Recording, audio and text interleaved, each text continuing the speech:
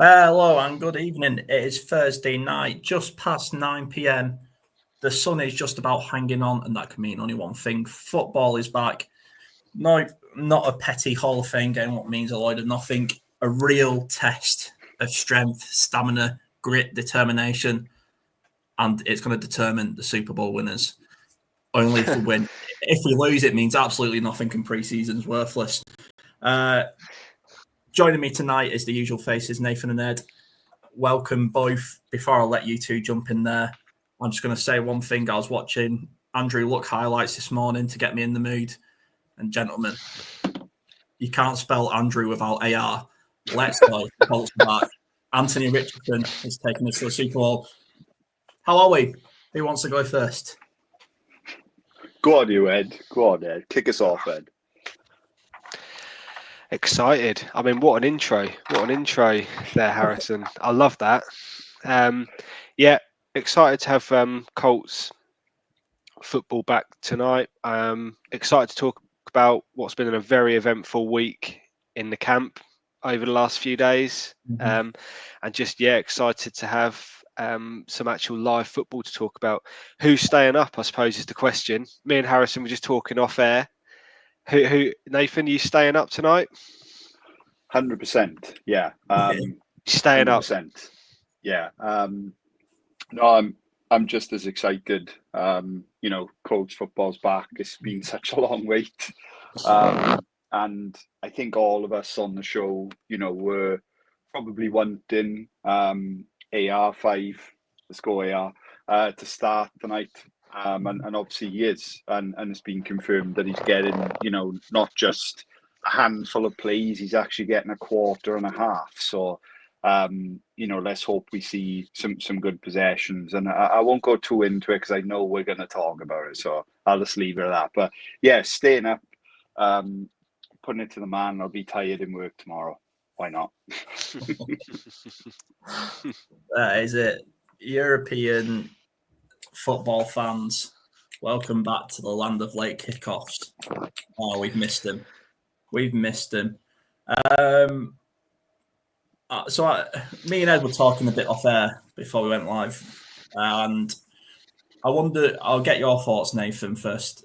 What do you think of the merger between Red Zone and ESPN? How do you see this going? I was saying this is probably the end of 7 hours free commercial football. This is not a good one for the fans, I don't think. No, sadly I must agree. I think it's been interesting if anyone watching follows Scott Hansen on Twitter. He actually tweeted the other day something along the lines of like, "I hear you, fans. I'll see you in 40-something days." I think you've hit the nail on the head. It's going to get commercialized. We're going to have adverts. We're going to have people like, Shannon Sharp, Stephen A. Smith, people like that, who will probably now take over Red Zone, and it'll become, a highlight. I know it is a highlight reel show, right? We know that. That's the core purpose of the show.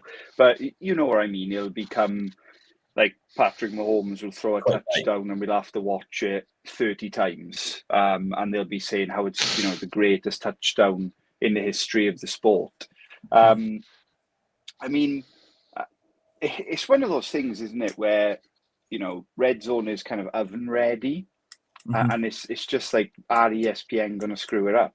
And I think they'll genuinely piss the world off if they replace Scott Hansen. That guy is a part of football fans' weekends, and we love that. He is ingrained in football fans' weekends, and this is the last thing I'll say in it before we hand over to Ed. But Red Zone is, for me, it's always been a way for me to bring people into this sport. Whenever they ask me, why do you love American football so much? I'm like, well, don't watch the Colts, but there's the show on Sundays. There's this show on Sundays that, will kind of show you why I love it. And it'll just show you all the juicy parts and You won't have to watch Taylor running a inside zone on 2nd and 20. You can watch Burrow throw 80-yard touchdown to Jamar Chase on repeat. So, yeah, I hope that sums up how I feel. I don't think it's good for the future of Red Zone, but I hope I'm wrong. Just before I let Ed jump in with his thoughts, just a quick explainer for, I just realised we might have people who are joining and who are new, have just clicked on this out of pure luck, who might not know what we're talking about when we say red zone. So for those who don't know, red zone is sort of a multi-screen. Is that the right way? Multi-screen game viewing experience of pretty much it's every NFL game. Your early kickoffs, your late kickoffs, and your footballs are 6 p.m. kickoffs, which I was saying to Ed before, it's really good if your game's a blowout or if your team are just bad. And it's like, example, last year Colts versus last year Carolina Panthers, and it's just a bad game. You can go and watch a different game and you can just enjoy it watching. It's like for people over here, it's like Sky Soccer Saturday, Gillette Soccer Saturday, but with actual game footage. So yeah, that's just a quick explainer. And like you say, Scott Hansen is it's like Gary Lineker on the match of the day. Without him, it doesn't feel quite right. Ed, I'll let you take the reins. Or Des Lynam if you're of a certain vintage. like it.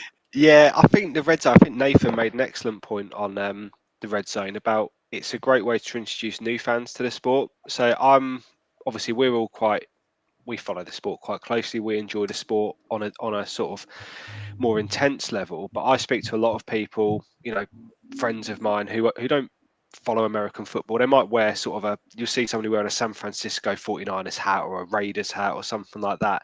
And they will say, oh, I'll watch a bit of red zone on a Sunday night because it's just such easy viewing. It's just like all the best bits just condensed into one area.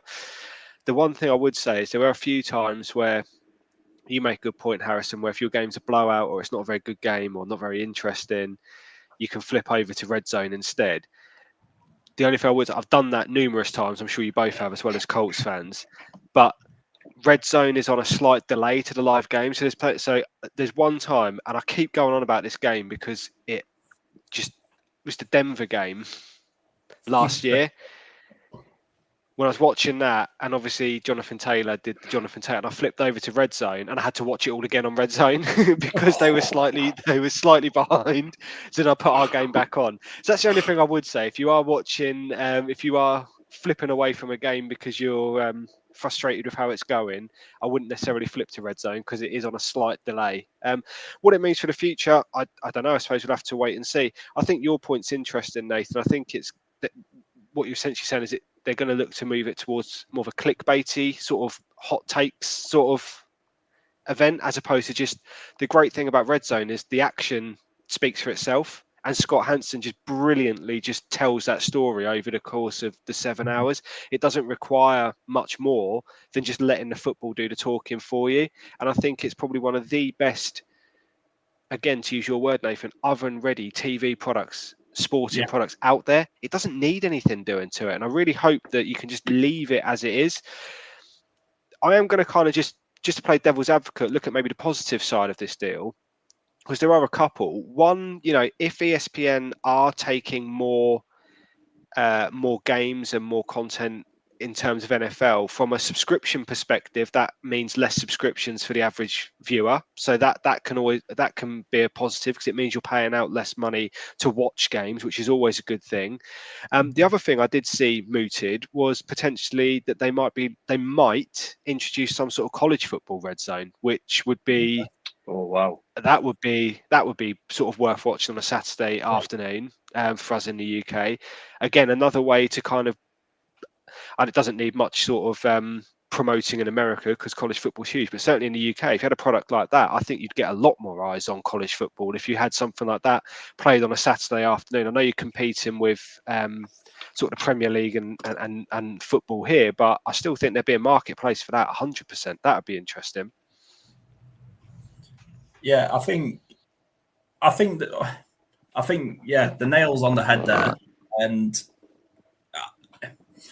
I think what it is we're missing now, people are a commentator. They're an expert, a tactico, whatever you want to call it. They dress it up, they give it a new number than it had. It's just 4-4-2 in disguise, right? Or it's just cover 2 in disguise. You know, they try and dress it up like this or that. But I think why Scott Hansen is great and what makes the program is great, he's a narrator. He doesn't have an opinion on anything. He doesn't opinionize stuff. He just narrates what's happening and segues to the next point. And I think it would be a real shame if ESPN, which they probably will, manage to mess this up. But there's more important things to talk about right now because in less than, I want to say, let me quick look at my clock. Yeah, in less than 5 hours, if I've got my maths right, the Indianapolis Colts will be playing a football game. The last time we said that actually joyfully was probably this time last year. So let's break it down. I'll start with you, Ed, and we'll work our way background. What are you looking forward to the most? Oh, good question. What am I looking forward to the most? I suppose I'm excited. I suppose the obvious thing to say is that Anthony Richardson's been given a nod to start. I'm excited to see how he performs against what I presume will be a Baltimore second string. I don't think Baltimore will be starting their main starters. So it'll be interesting to see how he starts and looks running Steichen's offense against, I don't want to say lesser opposition because that's not fair. So I'm excited that Anthony Richardson's got a nod. I'm excited to see him on a football field again. I'm excited to see AD Mitchell because by all accounts, he's been unbelievable this week in practice. So it'll be great to see him stepping on the pitch. And yeah, I think for me, offense, I'm excited to see. I'll let Nathan talk about the defense, but I'm excited to see Richardson running this offense. I'm excited to see what AD Mitchell can do. I hope to see that the offensive line, I know there's a lot of talk about whether you start as your second string in pre-season games. I think it's important that the Colts get as much as their first sort of team O-line out on the pitch as they can, start building some chemistry, protecting Anthony Richardson. There's no point sort of giving Richardson a go. And the same, to be fair, for Daniel Jones next week when he gets his go to start, if you're not going to protect them properly. Do you know what I mean? I think we need to see that unit come together. I don't think we'll see much of Jonathan Taylor. I don't think Pitt's going to play either from what I've read. I think he's got a small injury. There's no point sort of risking that. And I'm excited to see Tyler Warren suit up for the first time. I mean, how can you not be excited to see this guy? And just, to see Richardson, Tyler Warren, AD Mitchell, some of this young talent that we've got, hopefully start showing some signs of promise. That's what I'm excited for. Nave? Yeah, I mean, first things first, I'm really excited for a midnight kickoff. We haven't got to wait up till 1 or 20 past 1 like we usually do for primetime football in the UK. The game is, I'm pretty sure, starting at midnight exactly. So not too far away for Colts fans right now. Yeah, I mean, I'm gonna just say one line on the offense, and it might shock you. I want Richardson to be boring. I want him to make passes, make out I get that. routes, take the checkdowns, move the chains. I don't want to see, the bombs and the huge passes and the huge runs. I want to see, like I was thinking about this on my dog walk, which is why I'm notoriously late for a pre-show get together every week. Like I would love Richardson to put 3 like Alex Smith-esque drives together. For anybody watching, Alex Smith is a pretty famous NFL quarterback, played for the Kansas City Chiefs. had a horrendous injury, which I would not advise watching because if you're squeamish, it's terrible. But he was just notorious for like moving the chains. Wasn't exactly the most exciting quarterback in the league, but he got things done. That's where I'm truly hoping to see out of AR tonight. So obviously switch over to the other side of the ball. Defense is going to be fascinating tonight. How can I not start with Leatu Latu? We get to see him lining up again. Another off season of development. I think a fascinating part tonight is also D tackle, particularly nose tackle. Those guys are literally playing for a roster spot, in my opinion. After DeForest Buckner and Big Grover Stewart, there's opportunity. So those guys have got to, ball hard. How do I get through a show without mentioning my Lord and Saviour, Justin Wally, who sadly will not be suiting up tonight, is my understanding. Still actually waiting for news on the knee injury, which is kind of annoying. Ed, I see you nodding there. I mean, what's your thoughts on the Colts being so kind of hush-hush about it? I don't know. I was going to say, because I was literally about to say, do we think this is a good thing or a bad thing? Because it's almost becoming a concern. Because I know we're joking about it, but it was exciting to have a player like that looking like a potential breakout, and a third rounder potentially going straight into the starting lineup was going to be what was going to be amazing. So when he got the injury, it was it's a knee injury, isn't it? I've looked. There's nothing's been said.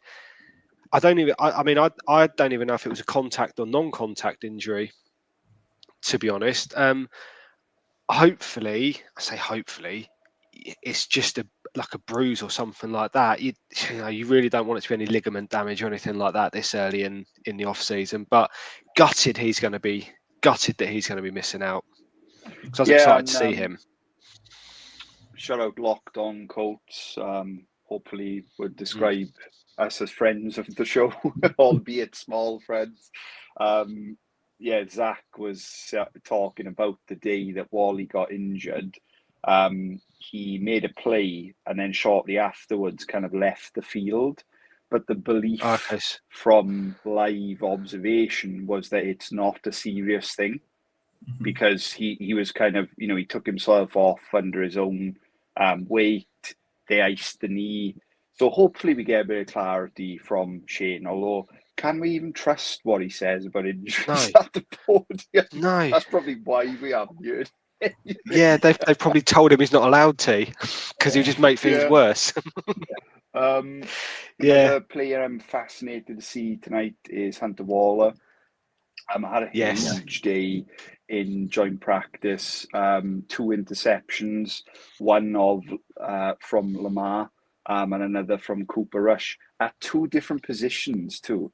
One was playing obviously safety, his position, and one then when he was lining up at linebacker. I'll end on this. Linebacker is also fascinating because Jalen Carlisle, who I know we have spoken about a lot as a show, is listed as like the 3rd or 4th backer on the depth chart. So, do we even see him on the field tonight? I really don't know. So, I think that probably covers it to an extent. I really hope we don't see Javarius Ward this evening, who I understand has had a very on and off week of practice because his hamstring's playing up.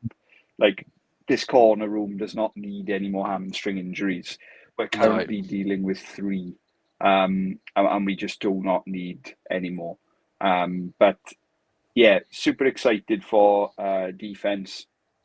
I think jobs are going to be won and sadly lost in the next 3 weeks. Yeah, there's the one thing I'm looking forward to, and it's just one name, and it's Lou Anarumo. I just we have got a defensive coordinator who actually is interested in being a defensive coordinator, which makes life a whole lot better for us. Saying that, first snap of the game will come out in cover 3, guaranteed. But No. I'm really interested in Zaire Franklin. I seriously thought he'd be gone at the end of this year. Whether he wanted to or they wanted to, or it was just best for both parties to move on because he caused a horrendous stink towards the end of the year, and just was not captain material. I would have stripped him of captaincy if he stayed this year. So I'm interested to see how this works and where Luana Rumo's got him, because Gus Bradley's obviously had him as linebacker 1 because our only other choice was EJ Speed.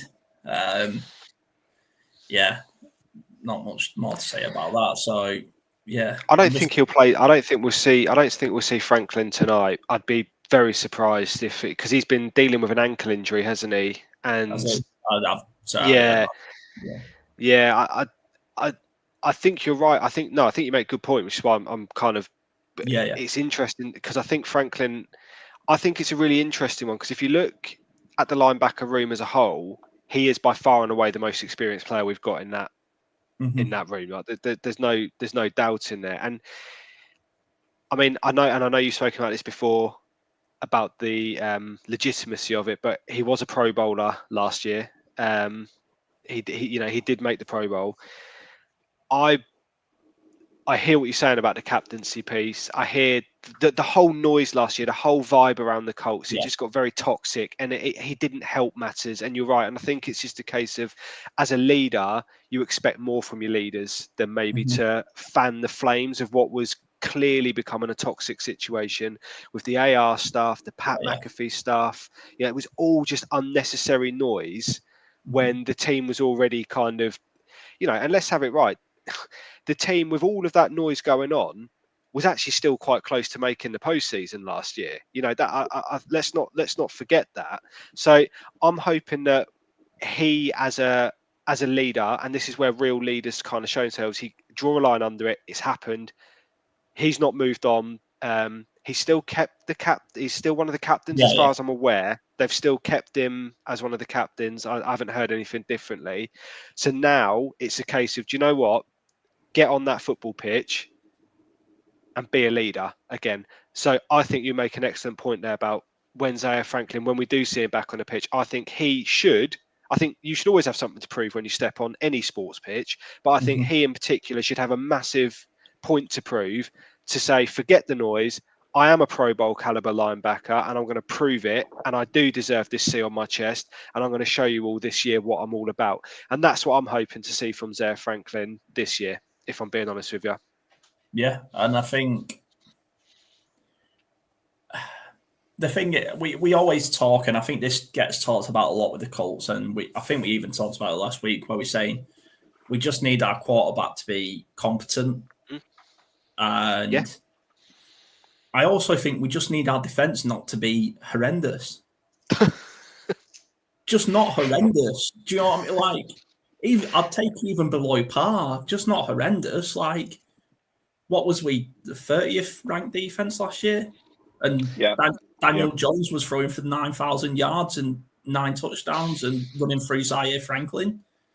Like, and I'm just like, I'm just a long way around to saying I'm very excited to see just a different look defense with new energy, new players, big free agents bought in. Obviously, this is not all tonight, but during the season, and just like, I'm excited for Luana Rumo. On to quick word on the special teams, because they're always worth a mention. Have we got a kicker starting, have we? Or are we just going, is it a battle into pre-season? Are we taking 2 kickers into the game? I'm guessing it's Spencer. Yes, that's what I've read. He's ahead. I wonder if they'll give Trujillo a go tonight, or if they might try something a bit different. But I mean, that's the battle we're all interested in, isn't it? The kicker battle. Who Yeah. is going to win the kick? Who is going to win the kicking battle? Ed, we all know Riley Leonard's taken us to the Super Bowl, so we don't need to worry about quarterbacks. Well, do you know what? I think that, yeah, I think that's. I was going to suppose that was going to be the next point. Is if Richardson's doing a quarter and a half and Jones taking the rest of the first half, and then vice versa next week against Green Bay, presumably it'll be time for Riley Leonard to have a go second half tonight. So just before I make a point, because we have a few people watching, thankfully, for once. For those watching, if you like or agree or even disagree with us, which the internet has still not told me I'm wrong, like, subscribe, and comment. It helps grow our content. It helps get to know you, and you can tell us what you want to hear rather than just us talking about how good Riley Leonard is. But anyway, so I've always sort of been, I wouldn't say laughed out of the room, it's a bit much, but this is not an extreme take, but it is a bit of a take. What is the point of a third QB if you're not going to give him a shot to beat the second QB? It's always battling QB1, QB2 for the starting position. But if you're never going to give QB3 a chance to battle QB2, because I am under the impression Danny Jones might be a nice guy. I'm under the impression, what's the point of wasting money on this guy when you could potentially have Andrew Luck in waiting? You could potentially have Tom Brady is probably the better example due to career path. You could have Tom Brady sitting there. Do you know what I'm saying?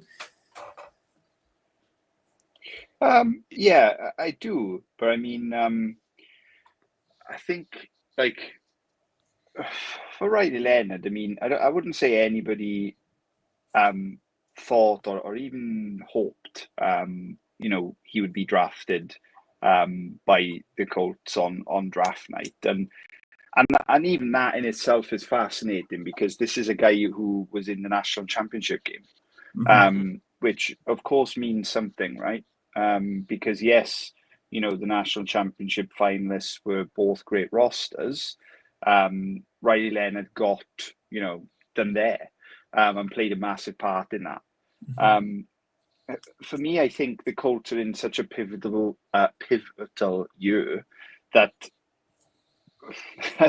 I don't want to see Riley Leonard suited up on Sundays. I want to see if AR's the guy or ultimately not the guy too, so that I can get ready to be hurt again and start, researching, Lenoris Sellers' throwing arm and what his mechanics are like, putting plays on 0.5 speed on YouTube. I think maybe I've sort of phrased it wrong then, because I know what you're saying. I get it, right?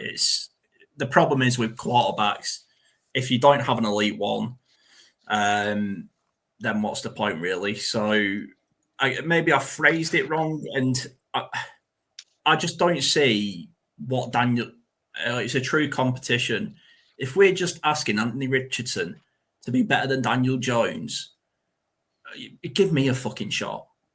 Like, give me a fucking. I'm being serious. Like, I know that's a bit glib and very clickbaity thing to say, but if the standard is Daniel Jones, it just feels like a waste of money. But anyway, Chris has commented. Chris, nice to meet you. We are Southbound. We are 3 Colts fans, but we do also talk about the rest of the league, believe it or not, whenever Riley Leonard isn't in our mouths. Lue's scheme makes his nickelback a huge part of his defense, and Teddy will be using personnel groups with more DBs. Do we expect a big season for Kenny? And I'll kick this off because I'm probably one of the biggest Kenny stands out there, and I think he stands high on what the Indianapolis Colts should be about. And I think, I expect a big season for Kenny here, because he is the best nickel in the league, if you ask me. But I'll let Ed and Nathan make a more educated answer. I don't think I've got much more to add than that. To be fair, I think it would be a big season for him with or without Lou Anarumo. But I think, yes, if the emphasis is going to be on using the nickel. Like you say, Kenny's one of the best in the leagues. Why would you not? So yeah, I think he will play a huge part. Still a team captain as well, from what I understand. That's not changed, has it? So yeah, I see a big season for Kenny. Another good thing, I mean, he's a great role model as well, isn't he, for the young sort of defensive backs that we've got. The likes of Justin Wally, Juju, Jalen Jones, if they can get healthy. He's a great mentor to have. Him and Chavarius Ward, I think we've got two of the best in the league there, to be honest with you, if I'm being totally honest. So yeah, I see a big season for him, definitely. Nath? Yeah, completely agree. Kenny's kind of someone who I would say we haven't spoken about enough this off season. I mean, he goes from Gus Bradley's kind of static, statuesque sort of cover three on repeat. The record players broke from me. I can't really moan about it anymore. To I can just imagine Kenny lining up everywhere. And with Lou's kind of creativity, I can see Kenny, having a multi-interception year because he's done it in Gus's system, which I wouldn't say was really designed for that. Certainly not at nickel. So, yeah, great question, Chris, and keep them coming, man. Nice to meet you. So yeah, so just one more thing on Kenny as well. He was one of the few last year who spoke out, didn't he, about the locker room and the bad vibes, and was calling people out, wasn't he? He which is, again, that's when we go back to my point about leadership. That's exactly what I'm talking about. Real leadership, holding people accountable, and looks like, and that just shows for me not just a great player on the pitch, but a great character and a great dude you want to have in the locker room as well. So yeah, hugely important role in this defense. Great question. Thanks, Chris. So, I mean, that's really it on our team. The team we're going up against, the Ravens in this AFC Championship game. Obviously, of an extremely good team. Nathan's gone very. Was it you, Nathan? Gone very early. Said they're winning it all. The Ravens. Did you say they're getting to the? It was Ed, I believe. Ed. Ravens pick was it was Ed's, I think. Yeah. So Ed, why do you want to be a Ravens fan, and why have you abandoned the Colts? Just like Mr. It's the spiritual home, Baltimore. Great question. Do you know what? I just think the Ravens have been there or thereabouts for a few years now. It sounds really obvious to say it.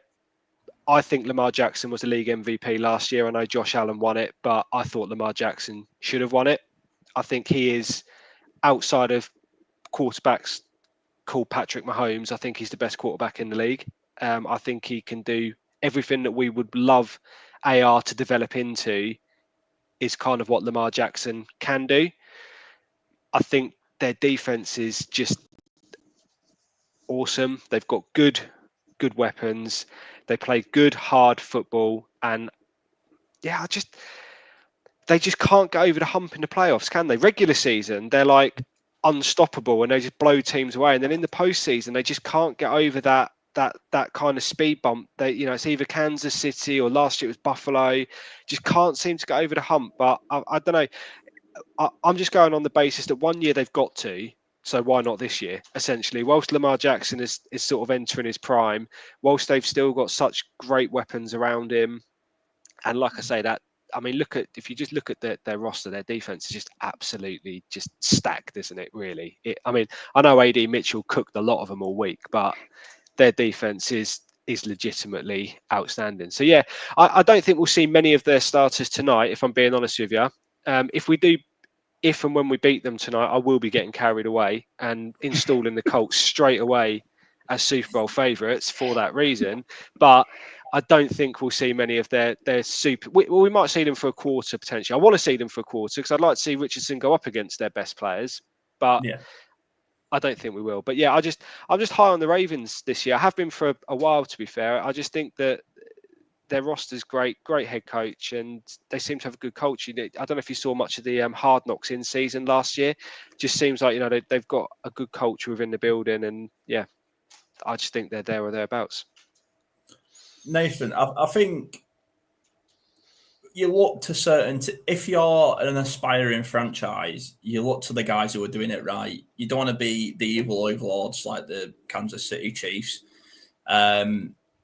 Regardless of success, you don't want to be the Patriots. I think a lot of people would have rather been the Colts than the Patriots, and a lot of people would rather be the Bills or the Ravens than Kansas City, because you want to be perceived to be doing things the right way and the fair way, and etc. etc. We've always had a bit of a soft spot for the Ravens. That's fair to say, isn't it? Yes. I mean, I wouldn't say they have a soft spot for us, though. I mean, yeah, I think you put it rightly, man. For me, like, the Ravens or the Bills are kind of like your AFC, sweet spot if you follow a team like we do who don't make it to the playoffs, because everybody wants the Chiefs to lose, right? You do. You either root for that kind of thing and you root for the dynasty, or you kind of root against it. I don't think there's a middle ground. There's not many football fans I've met who are like, I don't mind if the Chiefs win another Super Bowl. It's usually like, it was nice when the Eagles won again. Yes, exactly. So, and I think naturally you kind of land on, like, I just think it's a different pedigree, isn't it? I'm with Ed. I truly believe that Lamar is the QB1 of this league, and Josh Allen is, very, very close behind him. I mean, for clarity, I picked the Bills to win the bowl this year, I think, from memory, didn't I? And the Ravens are fascinating because 2 seasons in a row, they've had this electric offense that kind of makes you think, how do you stop this? And then they just choke. And Lamar is a pretty cool guy for admitting it as well. In post games, he doesn't blame anybody else but himself. And yeah, it's what's fantastic about tonight is, to Ed's point, if the number ones are suiting up, this is a legit test for Anthony. Like, many people, we even do it. We've done it for 4 weeks in a row. We mock preseason, we mock the Hall of Fame game. We kind of write it off. This is why I think many Colts fans around the world are going to stay up tonight, or have even probably traveled to the game. This is a legit test for Anthony. And I can't wait, truthfully. I cannot wait for midnight. So, yeah, you've absolutely segued me there, fucking beautifully. Honestly, I couldn't have planned that any better. It's almost like we prep for these things, guys. Wow. We really don't. There's no script. We're not like the NFL. We don't have a script. But I stand on preseason games are about learning, and I jokingly said at the beginning of the show, if you win, you're winning it all. If you lose, forget about it. It doesn't mean nothing. I think what you can learn in preseason is where to stand, who to stand. Look to your left, look to your right. Make sure you're in this place. There's a good video going around of a Colts play, and it's a pulling guard trap block from Bernie Raymond, I think. Watch it, and it's just like the art of football. And you only get to do them plays, and you only get them plays right by taking preseason seriously. And me personally, I see so like we've been playing the Ravens in camp all week. I see that as more of, that means a lot more than the game, because the game is about learning who you are and where you are, and the sort of camp battles and mini camp is more about who's going in that 53. That's how I see it. So I just want your guys' view on like, where do we stand between this is a test and it's a good bar, and or it means nothing? Do you get what I'm trying to ask? I'm I get you. question, but No, I get you. Ed, do you want to start or me, mate? Yeah, I mean, I'm my views on pre-season are always you want to get reps, you want to get you want to build fitness and match fitness, because there's a difference between being fit and healthy and being match ready. It's a huge difference. So it's about building that. It's about building the chemistry. I think we've spoken earlier in the program about the importance of getting players on the pitch who might be playing together this year. So building chemistry. So like the offensive line, I think it's important that we see some of the guys that are going to start out there, so they can start building the chemistry, the reps, and that mental kind of preparation you need to go into a season. Win or lose, I don't know if, I mean, you never like to lose at anything. You know, these are professional athletes. They don't like losing a game of, you know, Uno to each other. You know, every time you step on the pitch, you want to win. It's a bit of a contradiction in the mind, isn't it? Because you're told to go out there and perform, but the result doesn't really matter, because it's more important about getting on the pitch and, like I say, the reps and the fitness. What I would say, and I do think this is important, I do think you can read into pre-season. It can be a precursor for how the year goes. I don't think if you win every game that means you're going to win the Super Bowl. But I do think that bad defeats, bad performances and bad vibes can lead to a poor start in the season. And I think it's important that you don't let that happen. Like I say, if you lose every game in pre-season by a field goal, you know, look, you want to win, but it's not the end of the world. But if you're getting, you know, injuries, poor performances, plays not coming off, you know, players running the wrong routes, you know, offensive lines giving away needless penalties, I think that's something that you do need to be concerned about, because that can linger into the start of the season. And to flip away from the Colts for a second, I was listening to a podcast earlier that was talking about the Bengals are going to play a lot of their starters tonight when they don't usually do that in pre-season, because they're so worried about how they've started season so badly over the last few years that they don't want to leave that. They don't want their players coming in cold in September. They want to get them on the pitch. So I do think they're important in that respect. But yeah, the result, we'll see. Like I say, if we lose, I'll probably still be in a bit of a bad mood. If we win, I'll be in a better mood. But it doesn't really matter. That's what I'd say. I think it's more about the performance. Nathan? I don't want to be dramatic, but I think it's truly pivotal. I'm going to give a stat to you, right? Daniel Jones average yard pass last year. Anybody know? Who's this? Daniel Jones, did you say? Or Anthony? Yep. Daniel Jones, average yard pass, 6 or 7? So it's around 14, right? Okay. Like, I don't think we can stress this enough. And for anybody watching, I'm happy for you to come in and tell me I'm wrong. These quarterbacks are going to run two completely different offenses, right? If Anthony's the starter, we might see, you know, the 6 hands that want to be fed get fed.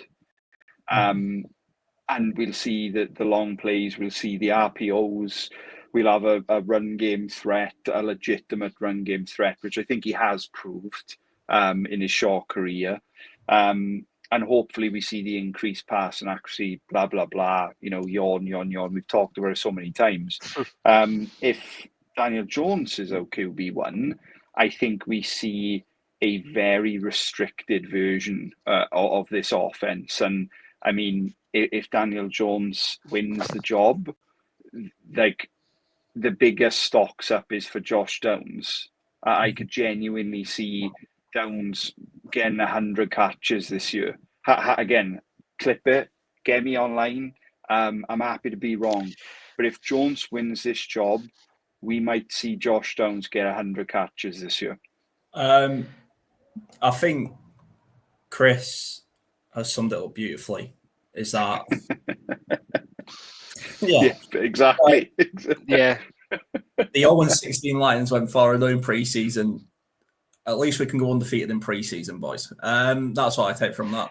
Yeah, can I just on that, Nev? Yeah. Sorry, before we just talking about the Daniel, because you made an excellent point earlier about Anthony Richardson being boring and doing all the boring things, just moving the chains and keeping the offense on the field. Basically, that's your job. You don't have to throw a Hail Mary on every single play. It's just keep the. That's, I think, my biggest concern with Daniel Jones and why Steichen might go with him, because I think that he sees Jones as the safer pair of hands in that respect. What do you think about that? Can I jump in? Yeah, go for it, man. Because I won't say I'm going to push back on what Nathan's saying with Anthony Richardson. I would just say I see it slightly differently, or I disagree slightly. I get the be boring, don't make stupid mistakes, but I can't sit here and have Anthony Richardson playing as Philip Rivers. I don't want that anymore. I want if he's just I get what you say. If he's just launching 30% chance balls off his back foot 67 yards down and hoping Alec Pierce catches it, and he's still overthrowing the 5-yard check down, this is a problem. But I also don't want him to get suckered into he has to be, because I think you summed it up great, Ed, he has to be safe, the safe hand option. For me, the Pittsburgh game, right? The Pittsburgh game last year, the first half before he got injured, that's what I want to see. I want to see him get a bit of his swagger back, a bit of his, he's still, 22? Yeah, he is young. Play with that, because when he played with that arrogance, he was good. And it was when he started overthinking things, he started panicking because he felt the pocket was collapsing. I agree with don't be stupid, but also don't get suckered in to not being Anthony Richardson, because we drafted you because you are Anthony Richardson. Yeah, not I know what you're saying. but that's why I don't want to say I disagree with what you're saying. I'm just saying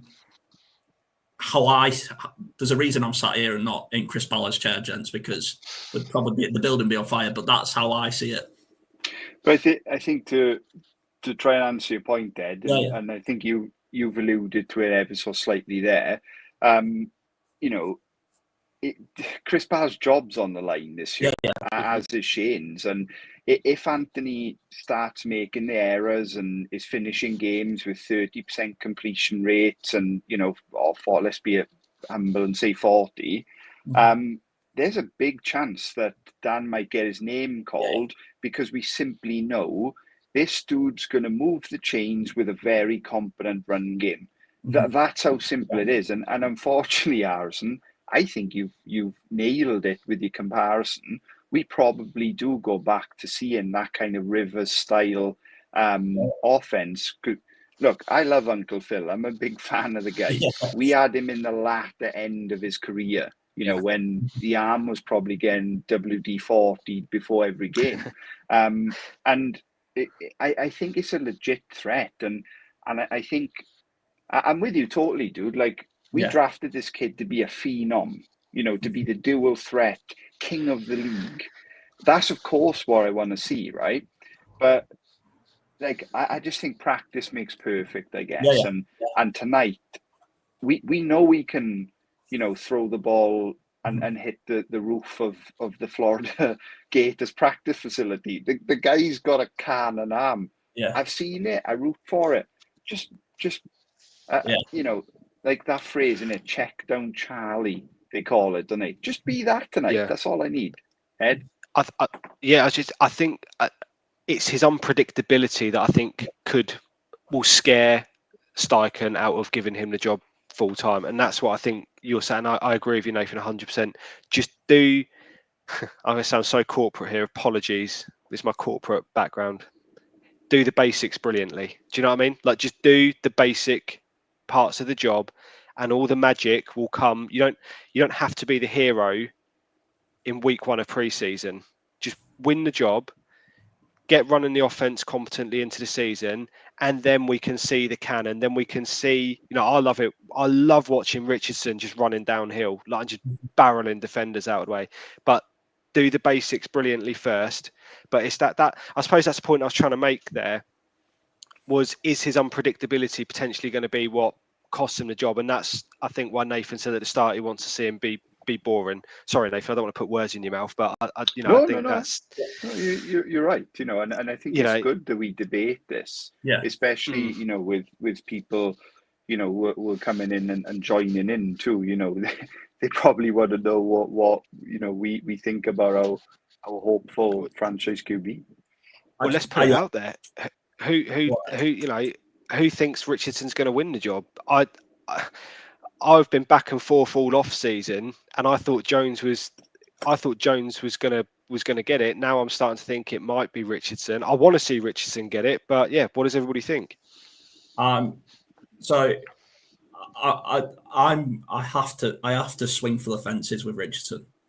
I can't do another season of boring foot. I think when we had Lucas on, the Dutch Colts fan, and he was saying the last fun he had was watching Gardner Minshew.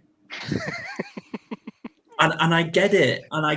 Because I can't do another Carson Wentz. I can't do another Joe Flacco, another Matt Ryan. I'm with you. I get the walk before you can run. I fully get that. But I've seen, and we see so many young players who refuse to take the next step because they want to play within themselves, because they don't want to make the mistake. And I think it's okay to say he's still only 22. That is meant. He's still younger than half the draft prospects this year. I know he's been in the league. Cam Ward, isn't he? Yeah. I think, if I'm being completely honest, I think whoever advised him to go pro is mental. And that was the biggest mistake. But yeah, I just want to say, I get the walk before you can run, but I'm swinging for the fences. This is it. The season's here, boys. You don't win the Super Bowl by 2-yard checkdowns. No, I agree. The fear of failure bit's interesting. I suppose he's just got to find that sweet spot, hasn't he? Yeah. He just needs to. It sounds easy to sit here, like you say. We're sat here in our comfy homes, Just cut the mistakes out, Anthony. Just cut the mistakes out. Obviously, just stop the ball to the other team, mate. It's that simple, But look, the potential's frightening. But yeah, go on. I'll let Nathan come in because. Was that to me? Sorry, cut just about Richardson or Jones. I mean, where are you? For me, it's gotta be Richardson, boys. I cannot stress how much I don't want Jones to be signed to a long-term deal. If it's not, if this is a tragic state of affairs, I want to be rooting for a new GM and a new head coach and a new QB, because I'm with Harrison and I'm certainly with Lucas. We've just had enough of it. We've had 8 years of this now. We deserve more. And I think it's got to be Anthony's job to win. I truthfully don't understand why anybody would root for 17 weeks of Daniel Jones football. Chris has actually approached it from a really interesting angle, which I think is fun to explore. Ballard and Steichen are essentially married to Richardson when you use such a high draft pick. Front offices don't survive plus draft picks when you pick top 5. They have to stick with him. We're getting on nearly an hour now, so I'll look at wrapping this up, and I've got a couple of quick on-the-spot questions for you two. But yeah, we've talked about this before, right? This is it. This is it for the franchise this year, and I think that's why we're all so tired. We're also thingy. We're just ready for. It's not all chips in because we could do a whole 1 hour episode on what we class as success and what is success and what's failure. But it's not all chips in. It's more. This is your careers now. This is every single player in that locker room. This is your career on the line now, and front staff. If it's not, you best believe Mrs. Ursay Gordon is cleaning house and not just staff. Yeah, Completely agree. Yep. I think Chris is absolutely right with his message. I think you're right there, Harrison. If Richardson doesn't work, it won't be Ballard picking our next quarterback. Yeah. It'd be a harsh man in any way. So. Be 2 years away from what I saw today, but yeah. Yeah, Nathan, do you want to jump in there? Yeah, I think Chris is exactly right. Like, because there's going to be a narrative, right? And even if Daniel Jones scores 17-0, which is my idea of living hell, the narrative is going to be that we picked Richardson 4th overall. It will, and it has to be. And I think it speaks volumes. And if anybody's caught me and Ed's kind of NFC road trip show, we opened with, the importance of Carly kind of backing Richardson. She's backed him in 2 press conferences now, I feel anyway. As a leader of the organisation, she's spoken very positively about him. And Ballard's first press conference of the off-season training camp, he was so hypocritical to how he was in winter. He was preaching patience and, compared him to Baker Mayfield from memory and how that kind of worked out. And I'm thinking, hang on now, you benched this kid last year and now you're telling us to be patient with him. Chris is spot on. This is a... they of course they're tied to him. They're all on the same seat, and if it doesn't work this year, I genuinely believe they're all gone.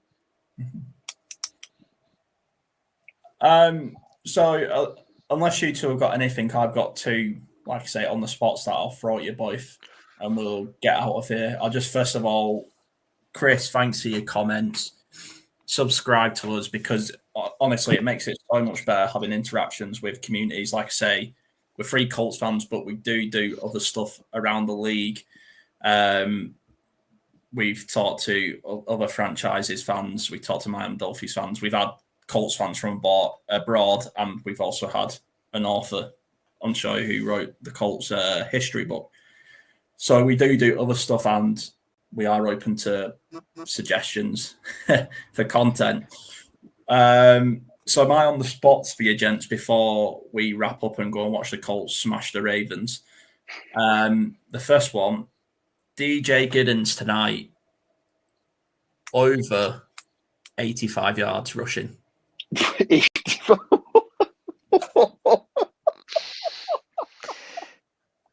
Oh, 85. I'm going to go lower. My heart says I would love him to go over, but I'm going to go lower. Yeah. Yeah, lower. But I think it'll be a running back committee tonight, if I'm being honest with you. Yeah. I think he, it'll be shared. The only one we won't see is Taylor. But I'm excited to see DJ Giddens. I think he's an interesting prospect for sure. I think he's gonna break a big one. And yeah, I hope you're right. I can see it, mate. I can see it. I'm waiting for that RPO option come out. Great shooting scribes. Yeah, thanks. Means a lot. Thanks, Chris. And the last one is quite simple, really.